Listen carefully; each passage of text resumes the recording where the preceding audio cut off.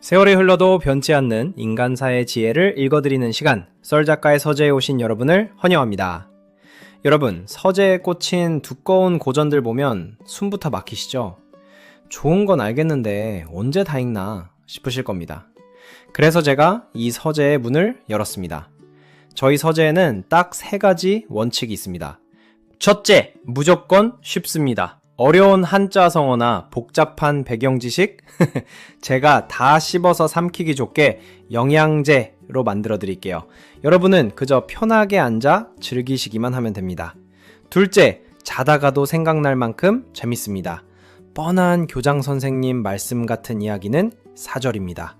넷플릭스보다 흥미진진하고 드라마보다 쫄깃하게 고전의 맛을 제대로 살려드리겠습니다. 셋째, 날카로운 통찰이 남다릅니다. 소설의 화려한 허구와 역사의 냉철한 사실, 그 사이를 넘나들며 진짜 인간의 본성을 낱낱이 파헤쳐드립니다.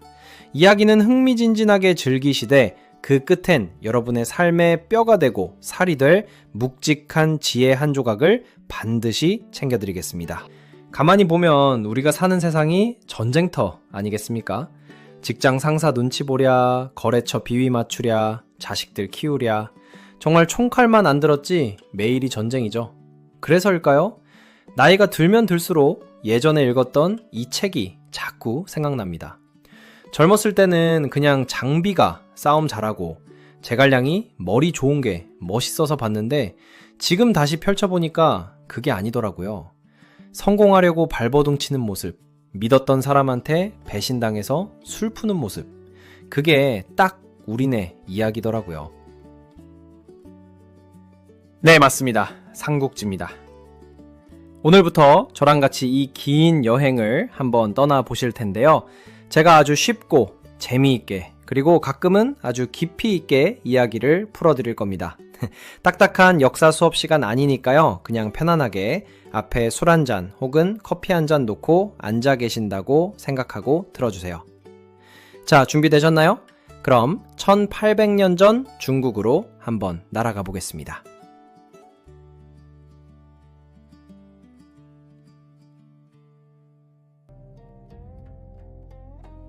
이야기의 배경은 서기 180년대 중국 한나라 말기입니다. 여러분, 한나라가 어떤 나라입니까? 유방이 세워서 무려 400년이나 지속된 엄청난 제국이거든요.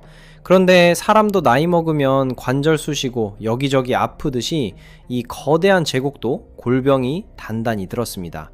당시 황제가 영제라는 사람이었는데 한마디로 말하면 노답이었습니다.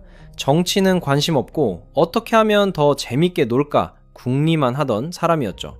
황제가 이러니까 그 옆에 딱 붙어있는 기생충 같은 존재들이 설치기 시작합니다. 바로 내시들, 전문 용어로 십상시라고 하죠.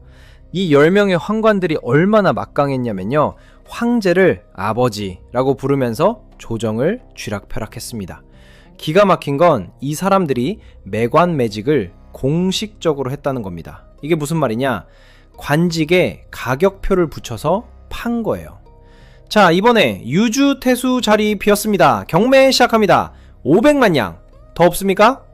거짓말 같죠? 진짜 이랬습니다. 서원이라는 곳에다 돈 받는 창구를 만들어 놓고 대놓고 팔았어요. 자, 그럼 생각해 보세요. 여러분이 빚을 대서 10억을 주고 태수 자리를 샀어요. 그럼 부임지에 가서 뭐부터 하시겠습니까? 좋은 정치? 백성을 위한 봉사? 에이, 아니죠. 본전 뽑아야죠. 10억 투자했으니 20억은 벌어서 나가야 할 거 아닙니까? 그러니 멀쩡한 백성들 잡아다 곤장 때려서 세금 걷고 재산 뺏고 아주 생지옥이 따로 없었습니다. 엎친 데 덮친 격이라 했던가요? 하늘은 무심하게도 비 한 방울 내리지 않았고 땅에는 무서운 역병이 돌았습니다. 입에 풀칠조차 하기 힘들었던 백성들은 속절없이 쓰러져갔고 거리엔 시체 썩는 냄새가 진동을 했습니다. 여러분, 나라가 내 가족을 지켜주지 못할 때 백성들은 둘 중 하나가 됩니다. 각자 도생하거나 아니면 분노한 괴물이 되거나.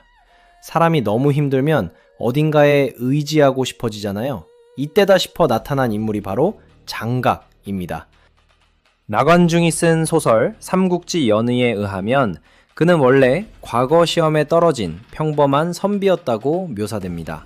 낙방하고 산을 헤매다 우연히 신선에게서 태평요술이라는 비법서를 얻게 되었고 그 책의 힘으로 부적을 태운 물을 만들어 병을 고쳤다고 하죠. 지푸라기라도 잡고 싶던 백성들은 그 기적 앞에 열광했고 그를 따르는 무리는 태평도라는 이름으로 불길처럼 번져나갔습니다.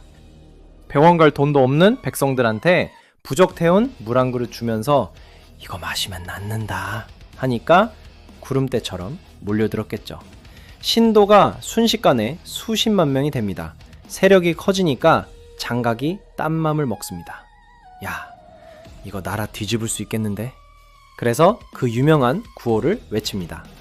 창천이사 황천 당립. 푸른 하늘인 한나라는 죽었다. 이제 우리 누런 두건의 세상이 온다. 서기 184년 드디어 터집니다. 머리에 누런 두건을 쓴 수십만 명이 낫들고 곡괭이 들고 일어난 사건. 황건적의 난입니다. 이게 그냥 도적대 수준이 아니에요. 중국 전역이 불바다가 됐습니다.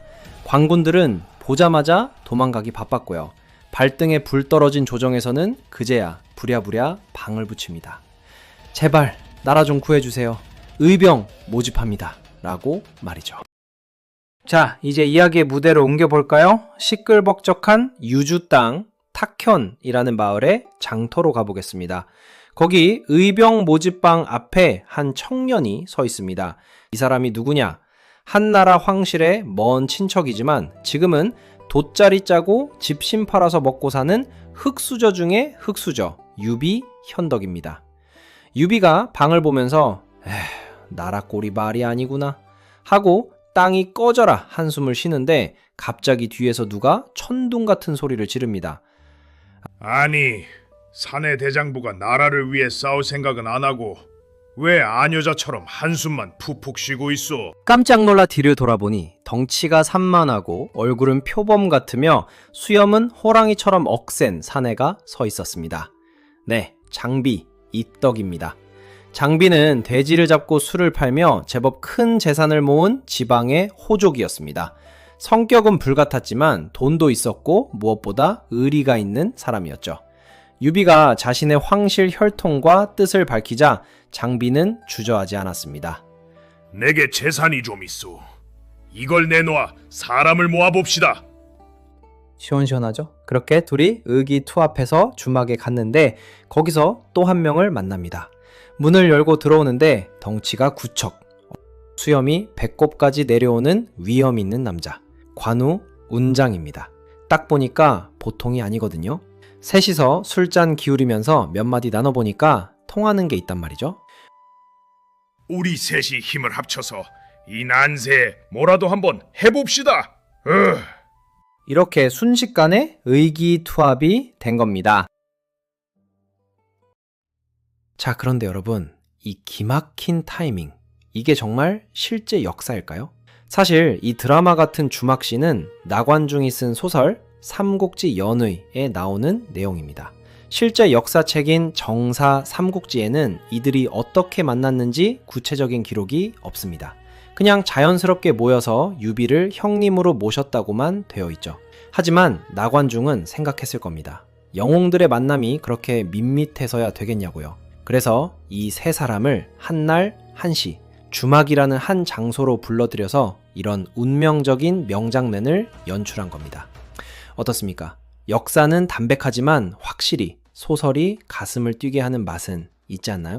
자, 여기서 잠깐 우리가 꼭 짚고 넘어가야 할 흥미로운 포인트가 있습니다. 바로 진짜 역사와 우리가 아는 이야기 사이의 간극입니다. 삼국시대가 끝나고 얼마 되지 않아 기록된 정사, 삼국지, 그로부터 무려 1000년이 넘는 세월을 건너뛰어 등장한 것이 바로 삼국지연입니다. 작가 나관중은 왜 하필 그 옛날 이야기를 다시 꺼내들었을까요? 답은 그가 살았던 시대에 있습니다. 600년 전 왕조가 통째로 바뀌던 대혼란기, 나관중은 눈앞에서 펼쳐지는 전쟁과 갈등을 목격하며 그 뜨거운 심리를 문장 하나하나에 새겨 넣었습니다. 담백하다 못해 딱딱했던 역사 기록에 나관중은 극적인 상상력이라는 MSG를 아낌없이 뿌렸습니다. 덕분에 우리는 정사보다 훨씬 더 짜릿하고 감동적인 명장면들을 만나게 된 것이죠. 우리가 기억하는 의리의 화신 관우도, 호탕한 장비의 모습도 사실은 나관중의 손끝에서 완성된 최고의 캐릭터였던 셈입니다. 오늘 이야기는 여기까지입니다. 400년 제국 한나라가 부패로 무너져 내린 절망 속에서 돗자리나 짜던 유비가 관우와 장비라는 인생의 귀인을 만나 천하라는 거대한 무대에 운명적인 첫 발을 내딛는 순간을 함께 하셨습니다. 1회 어떠셨나요? 사실 지금까지는 본격적인 전쟁을 위한 예열 단계였을 뿐이며 진짜 소름 돋는 재미는 인물들의 속마음을 현미경으로 들여다볼 다음 회차부터 터지기 시작할 것입니다. 다음 시간에는 단순히 칼부터 휘두르는 싸움 구경이 아니라 난세에서 사람을 얻는 법에 대해 아주 깊이 있게 파헤쳐 보려 합니다. 유비가 대체 어떤 기막힌 밀당을 했기에 천하의 호걸들이 그 초라한 돗자리 장수에게 인생을 몰빵하게 되었는지, 그리고 사고뭉치 장비가 어떻게 팀에서 방출당하지 않고 끝까지 살아남아 핵심 인재가 되었는지 그 영업 비밀을 낱낱이 공개하겠습니다. 여기에 더해 최악의 빌런, 동탁의 소름 끼치는 본성과 웃으면서도 주변 공기를 얼어붙게 만드는 조조의 냉혹한 카리스마까지 한꺼번에 정리해드릴 테니 이 인물 총평을 듣고 나면 앞으로의 삼국지가 마치 3D 영화처럼 입체적으로 보이기 시작할 것입니다. 이 험난한 알고리즘의 난세 속에서 여러분의 구독과 좋아요는 저에게 단순한 클릭이 아니라 성을 지키고 군사를 먹이는 금쪽 같은 군자금입니다. 오늘 제 이야기가 흥미로우셨다면 영웅들의 기계로 의리 한번 시원하게 보여주시고 저는 다음에 더 쫄깃한 인물들의 뒷담화로 다시 돌아오겠습니다. 오늘도 각자의 전장에서 살아남느라 고생 많으셨습니다. 다음 이야기에서 뵙겠습니다.